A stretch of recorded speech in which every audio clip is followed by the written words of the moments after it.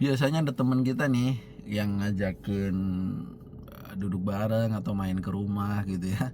Tiba-tiba ngelus-ngelus lututnya gitu sambil duduk gitu ya. Atau nempel-nempel, minggir-minggir gitu ya. Ujung-ujungnya, "Bro, pinjam duit dong." Nah, gitu. Pinjam duit. Nah, kasus pinjam uang karena mungkin ya kenal gitu tanpa kwitansi bisa ditagih secara hukum nggak sih kira-kira gitu ya? Kira-kira bisa ditagih nggak gitu? Nah, kawan-kawan dan teman-temanku semua, saudara-saudaraku semua gitu ya, banyak orang yang berpikir bahwa kalau pinjam uang tidak ada kwitansinya berarti tidak bisa ditagih. Benarkah seperti itu? Jawabannya belum tentu. Sekali lagi belum tentu. Karena dalam hukum perdata, utang piutang tidak selalu harus dibuktikan dengan kwitansi. Yang sering menjadi pertanyaan adalah, apa yang terjadi ketika seseorang meminjam uang 10 juta, 50 juta, bahkan 100 juta, tapi tidak ada perjanjian tertulis gitu ya. Ya mungkin 500.000 atau 1 juta, ya karena mungkin kecil. Kalau 100 juta mungkin ada kwitansinya ya. Tapi kalau 500.000, 1 juta kan kayaknya nggak ada ya, nggak ada kwitansinya gitu. Nah, apakah si pemberi pinjaman ini kehilangan haknya gitu ya? Tidak selalu, kawan-kawan. Di dalam praktek hukum, keberadaan utang itu dapat dibuktikan dengan berbagai alat bukti. Misalnya nih ya, kamu kan nggak mungkin ada cash, bisa transfer bank, atau mungkin karena jarak jauh bisa WhatsApp, SMS gitu, atau SMS pesan singkat juga bisa. Atau mungkin kamu juga terpikir, kok deh kalau nggak ada kwitansinya kita rekam dulu ya biar ada suaranya kalau kamu minjem duit, bisa juga. Mungkin pengakuan dari pihak yang berutang gitu, kalau dia nggak ngaku ya sudah gitu ya. Mungkin memang ada teman kita menjadi saksi, ada juga.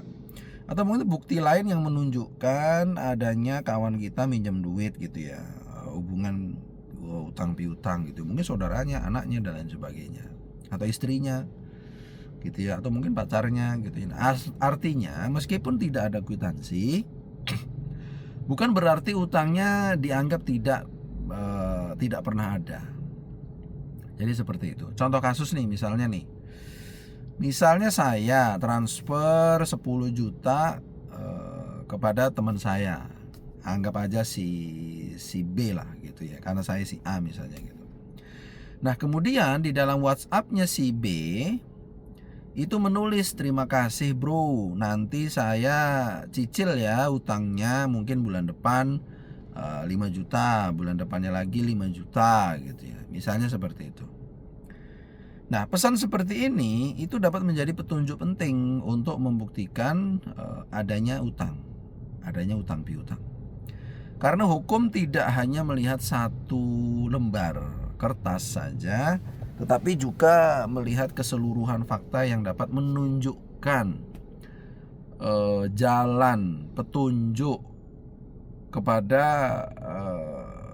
fakta-fakta yang dapat dibuktikan atau adanya hubungan hukum antara para pihak. Jadi seperti itu.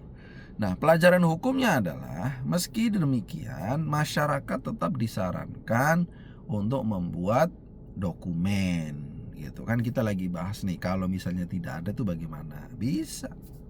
Tapi lebih baik itu harus dibuatkan ya minimal kwitansi pasar lah. Kalau nggak ada kwitansi pasar ya di kertas, kalau nggak di WhatsApp gitu. "Oke bro, saya pinjamin kamu, kamu juga sepakat balikan tanggal sekian dan tanggal sekian. Oke, kamu jawab ya di WhatsApp saya. Oke, siap, saya bertanggung jawab," dan lain sebagainya. Bisa itu di WhatsApp gitu ya, kalau memang tidak ada kwitansi gitu. Yang penting ada akad lah gitu di WhatsApp gitu. Ada serah terima ya, jadi seperti itu. Ya tidak rumit-rumit lah ya soal seperti itu kan, bisa saja kan gitu. Nah, atau mungkin perjanjian yang sederhana lewat mungkin kertas sobekan kecil gitu ya, tapi harus disimpan gitu ya. harus itu foto bareng gitu. Wah, itu malah lebih lengkap lagi gitu ya. Karena semakin jelas bukti yang dimiliki oleh kita ya, itu semakin mudah juga jika suatu hari nanti ada sengketa gitu. Nah, jadi kesimpulannya untuk case ini, utang piutang ini ya, itu tidak adanya kwitansi tidak otomatis membuat utang hilang. Yang terpenting adalah ada bukti yang dapat menunjukkan bahwa uang tersebut memang dipinjamkan, memang diterima oleh si peminjam gitu ya. Dan ada kewajiban untuk mengembalikannya. Karena di dalam hukum yang dicari adalah kebenaran berdasarkan bukti-bukti gitu. Bukti minimal itu ya 2 alat bukti. Apabila lebih dari 2 alat bukti, wow, itu luar biasa gitu ya. Karena hukum itu bukan sekadar ada atau tidak adanya selembar kwitansi gitu. Tapi tadi banyak. Ada pernyataan, ada chat dan lain sebagainya. Oke, jadi menurut kawan-kawan semua, menurut saudara-saudaraku semua, lebih berbahaya mana nih kira-kira nih, meminjamkan uang kepada teman tanpa perjanjian tertulis atau menjadi penjamin utang teman gitu ya. Nah, tulis komentar di kolom komentar ya. Jangan lupa di share, di subscribe biar video ini bermanfaat gitu. Oke, terima kasih, sampai ketemu di video selanjutnya.